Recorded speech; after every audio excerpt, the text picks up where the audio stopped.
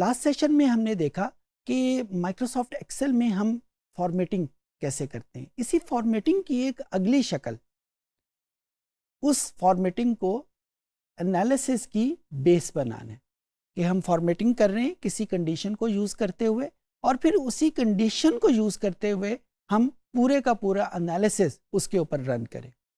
इसकी मिसाल मैं यूँ देता हूँ, हमारे पास डेटाबेस मौजूद है। उस डेटाबेस में लेट से मुख्तलिफ लाहौर के मुख्तलिफ इलाकों का डेटा मौजूद है, इस्लामाबाद के मुख्तलिफ मोहल्लों का, मुख्तलिफ सेक्टर्स का डेटा मौजूद है। हम अपना एनालिसिस जब उनके हर सब सेक्शन के हवाले से अलहदा करना चाहें तो इसको हम कंडीशनल एनालिसिस का नाम देते हैं। सो एनालिसिस होगा लेकिन कंप्लीट डेटे की बजाय उसके सबसेट के ऊपर होगा, और वो सबसेट कैसे डेवलप होगा? जाहिर है किसी न किसी कंडीशन के ऊपर डेवलप होगा। वो कंडीशन जेंडर में मेल फीमेल भी हो सकती है, वो कंडीशन उनकी एजुकेशन क्वालिफिकेशंस भी हो सकती हैं, वो कंडीशन उनकी इकोनॉमिक लेवल्स भी हो सकते हैं, वो कंडीशन इस तरह का कोई भी क्राइटेरिया हो सकता है। लेकिन जब कंडीशन को यूज़ करते हुए हम एनालिसिस करें, उस कंडीशन को शामिल करते हुए, उसको हम कंडीशनल एनालिसिस कहेंगे। और एक्सेल की ज़बान में इस पर्टिकुलर एनालिसिस को हम पिवट टेबल एनालिसिस कहते हैं। ये एनालिसिस हमने गूगल शीट्स में भी किया था। यहाँ पे माइक्रोसॉफ्ट एक्सेल में इसकी इब्तदाई शक्ल तो वही है जो गूगल शीट में है, लेकिन माइक्रोसॉफ्ट एक्सेल में पिवट टेबल एनालिसिस बहुत एडवांस लेवल तक चला गया है, और इसमें उसकी विजुअलाइजेशन भी शामिल हो गई है। इसमें इसकी एडवांस फंक्शंस भी इसमें इस्तेमाल होते हैं। जो सॉर्टिंग और फिल्टरिंग का फंक्शन हमने लास्ट सेशन में सीखा था वो ऑटोमेटिकली इसमें बिल्ट इन हो गया है। सो ये सारे फंक्शंस जो हैं वो हम इस सेशन में लर्न करेंगे। जी स्टूडेंट्स, पिछले सेशन में हमने पिवट टेबल के हवाले से कुछ इब्तदाई बातें की, उसकी फील्ड की सेटिंग की बातें की, किस फील्ड को हम यूज़ कर सकते हैं फिल्टर में, रोज़ में, कॉलम में या वैल्यूज़ में, और किसको हमें यूज़ नहीं करना चाहिए। इस सेशन में हम एक स्टेप आगे लेंगे कि जो टेबल हमारे पास आ रहा है उस कंडीशनल एनालिसिस का, उसको हम एक विजुअलाइजेशन में कैसे कन्वर्ट कर सकते हैं। कंडीशनल फॉर्मेटिंग में भी हमने देखा कि हमने प्राइमरीली नंबर्स थे जिनको हमने विजुअलाइजेशन में कन्वर्ट किया। उसी तरीके से हम यहाँ पे इस सेशन में देखेंगे कि हमारे पास पिवट टेबल मौजूद है, तो उस पिवट टेबल को हम एक ग्राफ में या चार्ट में कैसे कन्वर्ट कर सकते हैं। यहाँ पे एक बात मुझे बताना चाहता हूँ, पहले भी आपसे जिक्र किया हुआ है कि डेटा एनालिटिक्स में जब हम ग्राफ का वर्ड बोलते हैं तो हमारे नज़र में कंटिन्यूस वेरिएबल या क्वांटिटेटिव वेरिएबल होता है जिसके लिए एक ग्राफ बनता है, और हमारे पास एक कैटेगोरिकल वेरिएबल होता है जिसके लिए हम एक चार्ट का वर्ड यूज़ करते हैं। वो डिस्टिंक्शन यहाँ पे भी रहेगी।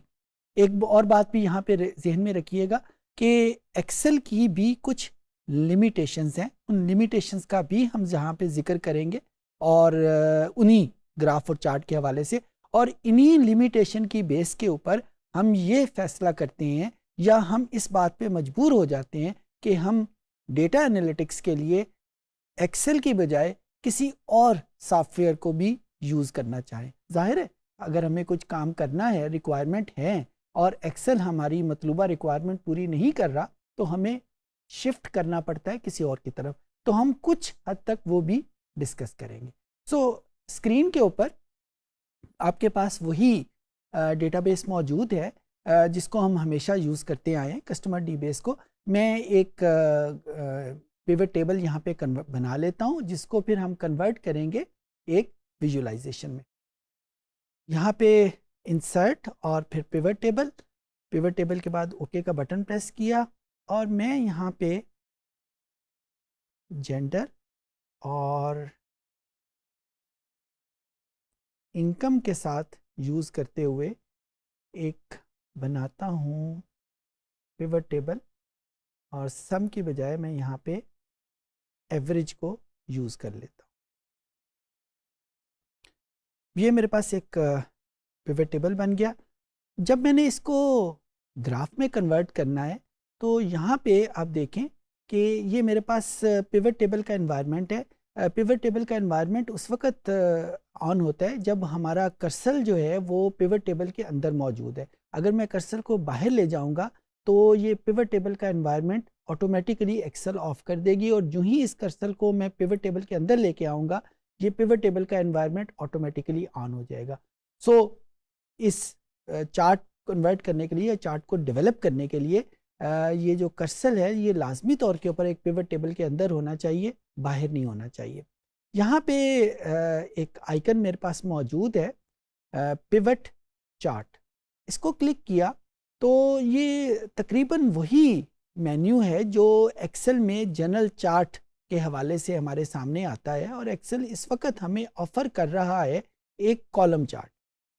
अच्छा, जब हम एक जनरल चार्टिंग या ग्राफिंग जब हम करते हैं तो इनमें से किसी भी ऑप्शन को हम क्लिक करें तो एक्सेल हमारे लिए वो चार्ट डेवलप कर देता है। फॉर एग्जांपल अगर मैं लाइन चार्ट बनाना चाहूँ, पाई चार्ट बनाना चाहूँ, एक्स वाई स्कैटर प्लॉट बनाना चाहूँ तो सिर्फ क्लिक करने की देर है, बाकी एक्सेल हमारे लिए वो ग्राफ बना देगा।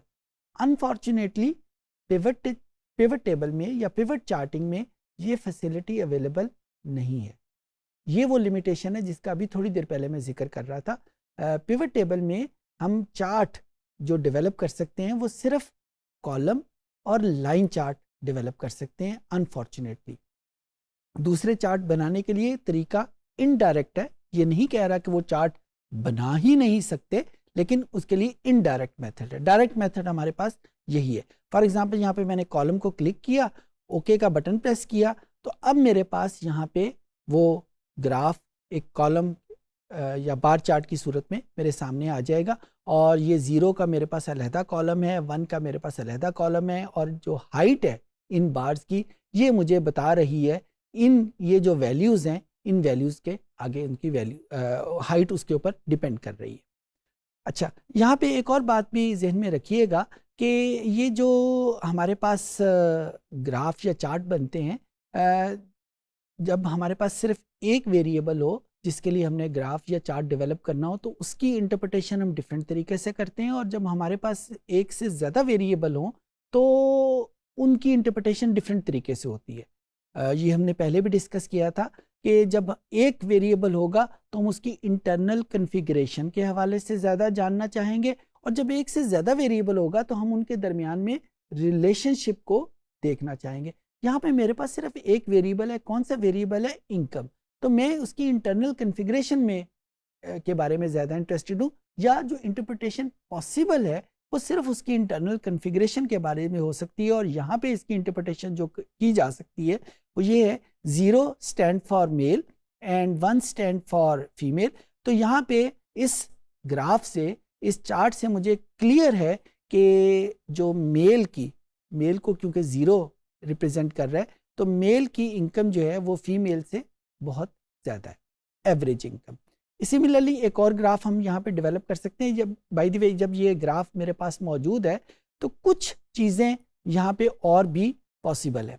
फॉर एग्जांपल ये ग्राफ के मोड में जब मैं इसके डिज़ाइन में क्लिक करता हूँ, ग्राफ के मोड में या डिज़ाइन में क्लिक करता हूँ, यहाँ पे मेन्यू में मेरे पास मौजूद है, तो यहाँ पे मेरे पास पहला ऑप्शन ऐड चार्ट एलिमेंट्स, इसको क्लिक किया, कुछ आइटम्स मेरे सामने आएंगे।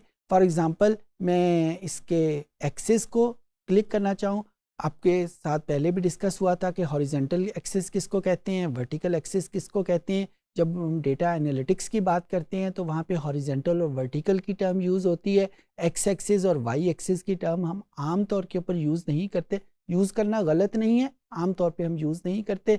इस चार्ट के कुछ एलिमेंट्स जो हैं वो हम चेंज या उनको मॉडिफाई कर सकते हैं। फॉर एग्जांपल यहाँ पे जो एक्सेस हैं उनके नाम भी लिखे जा सकते हैं। उनको नाम लिखने के लिए हम ये प्लस का बटन क्लिक करेंगे और यहाँ पे एक्सेस टाइटल को क्लिक कर लेंगे। वंस एक्सेस टाइटल क्लिक कर लिया, अब हमारे पास इसको लिखने के लिए मौजूद है कि इस एक्सेस टाइटल को मैं जेंडर लिख देता हूँ, क्योंकि ये जेंडर की 2 वैल्यूज़ मुझे बता रहा है। और यहाँ पे इस एक्सेस को मैं लिख देता हूँ कि ये उनकी एवरेज इनकम बता रहे हैं। तो ये हमारे पास मौजूद है कि जिस तरीके से हम चार्ट के मुख्तलिफ एलिमेंट्स को ऐड इसमें कर सकते हैं। अच्छा, ये कलर जो चेंज करना है वो भी यहाँ पे किया जा सकता है। इसको यहाँ पे अगर हमने क्लिक किया, फिल का बटन प्रेस किया, तो यहाँ पे हमारे पास इसका कलर भी चेंज हो सकता है। यानी दूसरी जो चार्ट के हवाले से जो इसकी करैक्टरिस्टिक हैं वो सारी की सारी हो सकती है। यहाँ पे जो इम्पोर्टेंट बात है याद रखने वाली वो ये है कि क्या हम इस चार्ट की टाइप को चेंज कर सकते हैं। तो यहाँ पे डिज़ाइन के बटन को, पहले हम एनालाइज में थे, डिज़ाइन पे बटन को प्रेस किया, चेंज चार्ट टाइप हम इसको क्लिक किया, और यहाँ पे हमने देखा कि कौन सी टाइप हम इस्तेमाल कर सकते हैं और कौन सी टाइप हम इस्तेमाल नहीं कर सकते। लाइन, यस, उसने चेंज भी कर दिया और ये हमारे पास मौजूद है। पाई, ये भी पॉसिबिलिटी मौजूद है। बार चार्ट, ये भी हमारे पास मौजूद है। एक्स वाई स्कैटर, यहाँ ये वाली पॉसिबिलिटी हमारे पास मौजूद नहीं है। और इसकी वजह क्या है? उसकी वजह ये है कि ये हमारे पास वेरिएबल ही एक है। तो एक वेरिएबल के लिए हम रिलेशनशिप, क्योंकि जब दो वेरिएबल होते हैं तो उसके लिए स्कैटर डायग्राम बनता है, स्कैटर प्लॉट बनता है। यहाँ पे वेरिएबल ही इनकम है तो किसके साथ उसका रिलेशनशिप देखेगा, लिहाजा वो ऑप्शन हमारे पास मौजूद नहीं है। सिमिलरली जहाँ जहाँ ग्राफ दो वेरिएबल के लिए पॉसिबल है या दो वेरिएबल के लिए डिफाइन होता है या दो से ज़्यादा वेरिएबल के लिए डिफाइन होता है, वो ऑप्शन यहाँ पे अवेलेबल नहीं है। अच्छा, अब उसके बाद हमारे पास जो और इम्पॉर्टेंट वैल्यूज़ हैं, हम इस ग्राफ, इस प्लॉट को, इसकी विजुअलाइजेशन को कुछ हद तक हम चेंज कर सकते हैं। कहाँ से कर सकते हैं? इसमें हमने क्लिक किया, इसके पिवट टेबल के मोड में हम क्लिक हुए, डिज़ाइन के बटन को प्रेस किया।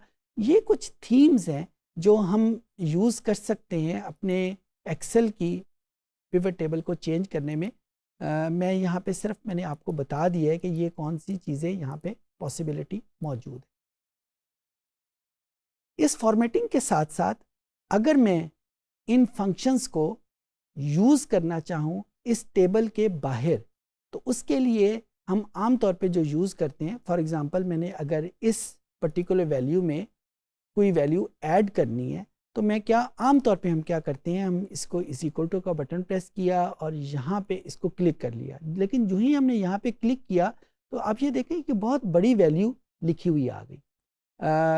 इस फार्मूले के साथ, इस बड़ी वैल्यू के साथ हम इसके ऊपर कोई कैलकुलेशन, कोई फर्दर कैलकुलेशन हम नहीं कर सकते। तो उस कैलकुलेशन के लिए, और ये जो उन्हीं लिमिटेशंस में शामिल है जो भी थोड़ी देर पहले मैंने आपसे जिक्र किया कि पिवट टेबल की एक्सेल में कुछ लिमिटेशन मौजूद हैं, तो उनमें से एक लिमिटेशन ये भी है कि इन वैल्यूज़ को जो एक पिवट टेबल के अंदर मौजूद हैं, हम उनको फर्दर कैलकुलेशन के लिए डायरेक्टली यूज़ नहीं कर सकते। अच्छा, डायरेक्टली यूज़ नहीं कर सकते तो कैसे यूज़ करेंगे? उसका तरीका ये है कि हम इसका सेल रेफरेंस यूज़ कर लें, B4। अब B4 किया तो B4 में वो जो लंबी सी लाइन पहले लिखी हुई आई थी इस पिवट टेबल की, ऐसा कुछ नहीं लिखा हुआ आया। तो अब हम इसमें कोई भी कैलकुलेशन करना चाहें, फॉर एग्जांपल इसमें मैंने 34 मिसाल के तौर बता रहा हूँ, इसमें मैंने ऐड कर लिया तो अब ये आसानी के साथ उसमें ऐड हो गया। सिमिलरली अगर मैंने इसकी परसेंटेज कैलकुलेट करनी है, परसेंटेज कैलकुलेट करने का तरीका आपको पता है कि इस वैल्यू को टोटल वैल्यू के ऊपर डिवाइड करते हैं और फिर उसको परसेंटेज 100 से मल्टीप्लाई कर लेते हैं। लेकिन अगर इस परसेंटेज को कैलकुलेट करते वक्त मैंने इसको क्लिक किया तो ये वही एक लंबी सी लाइन जो पिवट टेबल की कमांड है वो लिखी हुई आ गई। इस फॉर्म में मैं ये कैलकुलेशन इसके ऊपर नहीं कर सकता। तो इस कैलकुलेशन को करने के लिए मुझे इसका सेल एड्रेस जो है वो देना पड़ेगा, B4 डिवाइडेड बाय B6, और इसको एंटर किया। इस वैल्यू को फिर मैंने परसेंटेज के बटन को प्रेस किया तो ये मेरे पास उसकी वैल्यू कैलकुलेशन होके आ जाएगी। सिमिलरली जब मैंने इसको कॉपी किया दूसरी वैल्यू के साथ तो ये मेरे पास दूसरी वैल्यू B7, ये डिवीजन बाय ज़ीरो क्यों आया? इस वजह से आया कि ये B7 इसने इसके सेल रेफरेंस को गलत तरीके से कैलकुलेट किया है, तो मुझे डॉलर साइन यहाँ पे यूज़ करना था इस कॉलम में। अगर मैं डॉलर साइन यहाँ पे यूज़ करूँ तो ये फिक्स हो जाएगा और चेंज नहीं होगा। अब जब मैं इसको कॉपी करूँगा यहाँ पे तो इसने ऑटोमेटिकली वो कैलकुलेट कर दी। तो ये डॉलर साइन के यूज़ करने का भी इस्तेमाल यहाँ पे मौजूद है। जो चीज़ याद रखने वाली है वो यही है कि जब इस पिवट टेबल की वैल्यूज़ को हम फर्दर किसी काम के लिए यूज़ करना चाहें, वो फर्दर एक परसेंटेज कैलकुलेशन भी हो सकती है, वो फर्दर उसकी रैंक की कैलकुलेशन भी हो सकती है, वो फर्दर उसकी सॉर्टिंग भी हो सकती है। वैसे सॉर्टिंग तो पिवट टेबल के अंदर भी हो जाती है, लेकिन अगर हम इसको फर्दर किसी काम के लिए अलहदा तौर पे सॉर्टिंग करना चाहें तो पिवट टेबल की कमांड हमें सेल रेफरेंस के तौर पे यूज़ करनी पड़ेगी। सेल रेफरेंस के तौर के ऊपर पिवट टेबल की एंट्री को यूज़ करना पड़ेगा, तब वो कैलकुलेशन उसके ऊपर होगी। उम्मीद है कि चीज़ें आपको समझ आ गई होगी। इस सेशन में हमने देखा कि पिवट टेबल को हम मुख्तलिफ हवालों से कंडीशनल एनालिसिस के लिए कैसे यूज़ करेंगे। हमने ये भी देखा कि पिवट टेबल की बेस के ऊपर हम विजुअलाइजेशन कैसे डेवलप करते हैं। हमने ये भी देखा कि पिवट फंक्शन के साथ साथ हम एक्सेल के जो दूसरे फंक्शंस हैं उनको कैसे मिलाते हैं। इनको मिलाने का तरीका स्ट्रेट फॉरवर्ड नहीं है, लेकिन मौजूद है। तो ये सारी चीज़ें हमने आज के सेशन में सीखी। उम्मीद है कि आपको चीज़ें समझ आ गई होंगी।